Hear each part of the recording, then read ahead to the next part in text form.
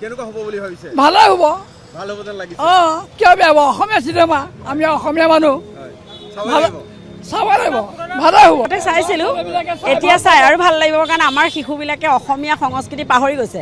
গতিকে এই সংস্কৃতি অসমীয়া মাধ্যমত যেতিয়া হ'ব, আমি সকলোৱে, এয়া মোৰ কণমানি ছোৱালীয়ে মাত শুনিয়ে দৌৰি আহিছে। ককা দেউতা নাতি আৰু হাতী চিনেমাখন আগতে চাই আমাৰ সেই মেমৰি আজিও মনত পৰিছে। আৰু গানবিলাক শুনি সঁচাকৈ বহুত ভাল লাগিছে আৰু বহুত ভৱিষ্যত আছে। মানে অসমীয়া সংস্কৃতি, অসমীয়া ভাষা সংস্কৃতি একে ঐতিহ্য বহন কৰিব অসমীয়া চিনেমা। ককা দেউতা নাতি আৰু হাতী দ্বিতীয় সংস্কৰণ পাৰ্ট 2 3 জুলাইত মুক্তি পাব। সেইটো আমাৰ সকলোৰে বাবে, অসমবাসীৰ বাবে আনন্দৰ খবৰ। কাৰণ ককা দেউতা নাতি আৰু হাতী আমি সৰুকালত চাইছিলোঁ। আমাৰ বাবে ককা দেউতা নাতি এখন চিনেমাই নহয়, ই আমাৰ বাবে আৱেগ আৰু নষ্টালজিক হৈ পৰোঁ। সেই তেতিয়া বিকুদৰ হাতীটো বৰ্তমানৰ মুখ্যমন্ত্ৰী ডক্টৰ হিমন্ত বিশ্ব শৰ্মাই যি নাতিৰ কেৰেক্টাৰ কৰিছিলে, সেই কামপুৰৰ দলংখনৰ ওপৰেদি হাতী চলোৱাৰ দৃশ্যটো, গৰু গাড়ীখন, সকলো আমাৰ মনত সজীৱ হৈ আছে।